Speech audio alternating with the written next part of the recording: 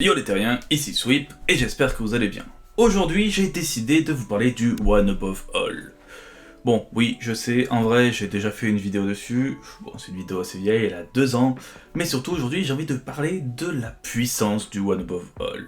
Vous le savez tous, le One Above All, cet être si puissant, le créateur du multivers Marvel, celui au-dessus du tribunal vivant, l'être le plus puissant de l'univers Marvel, celui qu'on appelle Dieu, est en fait pas si puissant que ça si on analyse un peu tout ce que j'ai découvert dessus.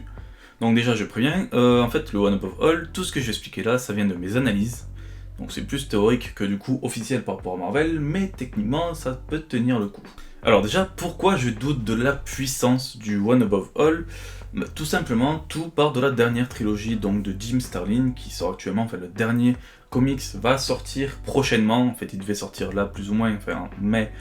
Mais vu qu'on est en confinement, je sais pas trop comment ça va marcher avec Panini, mais il s'agit tout simplement donc de 3 volumes qui sont donc les Frères de l'Infini, le Conflit de l'Infini, et je crois que le prochain c'est l'épilogue de l'Infini. Donc si vous êtes en train de lire cette série, donc vous attendez le dernier numéro, je vous conseille de passer à la vidéo. Même si après en soi, le One Above All au final, par rapport à toute l'intrigue, il n'est pas grand chose. Mais vu que ça va raconter des trucs légèrement sur tout ce qui se passe, je vous conseille peut-être de zapper la vidéo. Bon alors l'ami Sweep, si tu parles de cette trilogie pour parler du One Above All et de sa fausse puissance, que se passe-t-il? Alors tout simplement, la dernière trilogie de Starlin, on a Thanos qui est en quête de puissance, qui est donc un Thanos du futur qui vient nous voir, et il se met donc à massacrer toutes les entités pour prendre leur puissance. Donc il massacre la mort, il massacre Galactus, il massacre Maître Horde d'éternité et tout, pour donc justement gagner en puissance, et même à la fin donc il va affronter le tribunal vivant et il va affronter le One Above All. Mais un des points intéressants déjà par rapport à tout ça, c'est qu'on a Thanos qui gagne en puissance, et donc le tribunal vivant va convoquer, va venir auprès du One Above All en disant en fait ce que fait Thanos ça bouleverse complètement le multivers et il faudrait faire quelque chose. Le problème c'est que le One Above All, même s'il semble légèrement serein, on voit qu'il est rapidement énervé parce qu'au final, il n'arrive pas à tenir le truc. En fait, directement, sur la crise multiverselle qui se passe, il a essayé de prendre le contrôle, de soigner les trucs, sauf qu'il n'y arrive pas du tout. Et l'explication qu'on a, c'est tout simplement que le One Above All, pour maintenir et contrôler le multiverse, il utilise des sortes de régulateurs. Le problème, c'est que lorsque le tribunal vivant lui dit « Oui, mais t'es quand même omniscient, omnipotent, t'es surpuissant, tu devrais pouvoir faire quelque chose », sa réponse au One Above All, c'est juste que ouais, je suis puissant, je peux tout contrôler à partir du moment où la machinerie, donc où tous les régulateurs fonctionnent. Sauf que là, ça fonctionne pas parce qu'on a Thanos qui a pris un de ces régulateurs.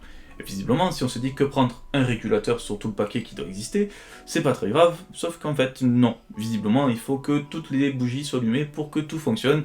Et là, vu que Thanos a un régulateur, il a tout bouleversé. Ajoutant à cela en plus ce qui se passe donc dans l'épilogue de l'Infini, où on a Thanos qui va affronter le tribunal vivant et qui va affronter le One Above All, et au final Thanos va vaincre les deux et il va prendre la place du One Above All. Donc l'être, qui est censé être surpuissant dans l'univers Marvel, va se faire éliminer par Thanos et il va prendre sa place. Ainsi, comment peut-on expliquer tout ça, que le One Above All, le créateur du multivers Marvel, l'être qui est dit et qui est normalement le plus puissant, puisse perdre, puisse ne pas contrôler son multivers, alors qu'il en est le créateur. Qu'est-ce qui peut expliquer tout cela, franchement? Et si tout cela, tout ce qui se passe depuis des années, des millions d'années, des siècles et des siècles, n'était pas voulu? Si tout cela n'était qu'une erreur? Pour comprendre ce que je vous dis, en fait, il faut revenir au tout début de l'univers en soi, mais pas de l'univers actuel qu'on a, au tout début de la création même des univers Marvel. Pour faire simple, au début, on avait un seul univers. L'univers en question étant géré par le premier firmament. Suite donc à une rébellion des Célestes, qui divisa donc l'essence, qui détruisit ce premier firmament, mais en fait détruisit son corps, détruisit ce premier univers, pour le faire exploser et créer ainsi le tout premier multivers connu. En gardant à l'esprit que le One Above All soit bien le créateur de l'univers et pas un charlatan comme on pourrait le penser en lisant donc le Conflit de l'Infini, en fait, est-ce que ce serait pas justement quelqu'un qui aurait perdu le contrôle? Est-ce que le One Above All serait pas tel un scientifique qui aurait créé quelque chose et qui n'arrive plus à le contrôler? Est-ce que justement il avait créé ce premier univers parce qu'il pouvait le contrôler, le surveiller, et qu'avec l'explosion et la création de ce multivers, tel un scientifique qui doit surveiller tout ce qu'il a créé parce que ça l'a débordé, n'a pas créé ses régulateurs pour continuer à observer le multivers, continuer à ce qu'il soit en vie, à la place de devoir le détruire et tout recommencer. Son omniscience et son omnipotence lui permettent de surveiller l'entièreté de ce multivers, mais en soi, c'est quelque chose qu'il avait déjà avec son premier univers.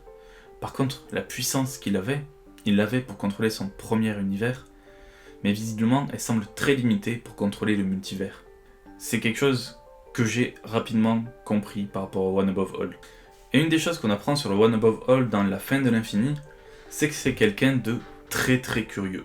En fait, il aime observer, et donc on voit Thanos dans La Fin de l'Infini, qui propose au One Above All de recréer l'univers qui a été détruit, mais en ajoutant une variante qui pourrait l'intéresser afin que le One Above All dise « Ok, vas-y, on refait ça, parce que j'ai envie d'observer ce qui va se passer. » Cette variante, c'est tout simplement de faire Adam Warlock, donc qui était à la base d'un autre univers, qui a détruit l'univers et qui possède donc la puissance de tout un univers, qui prenne la place et qui devienne lui-même le tribunal vivant. C'est une variante qui a beaucoup amusé, beaucoup attiré l'attention donc du One Above All pour qu'ils se disent « Ok, je veux voir ça, on va faire ça. » Le One Above All, c'est comme un enfant. Il est très curieux, il aime bien voir toutes les possibilités, toutes les choses qui peuvent se passer. Et le problème justement avec ça, c'est que le One Above All, eh ben, il va agir un peu comme un enfant. Il veut voir tout ce qui se passe. Donc des fois il se dit, tiens, ça peut être limite ce qui se passe. Tout simplement le cas de Thanos qui tue les entités, il va se dire, c'est limite, mais j'ai envie de voir ce qui va se passer. Et il va regarder petit à petit les choses arriver, défiler, jusqu'au moment où il va avoir le point de non-retour.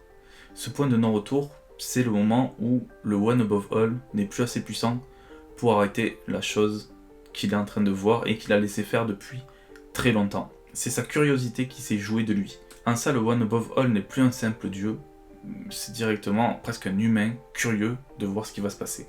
Et justement, ce que Jim Starlin nous raconte avec Thanos qui va vaincre le One Above All, d'un côté, c'est pas le One Above All qui, au final, a perdu totalement contre Thanos dans un gros combat, même si c'est ce qu'on peut penser. Mais c'est même de base le One Above All qui est obligé de perdre le combat face à Thanos. Le One Above All, il sait qu'il n'est pas assez puissant de base pour que lui-même puisse contrôler le multivers. Il sait qu'il a laissé Thanos prendre énormément de puissance.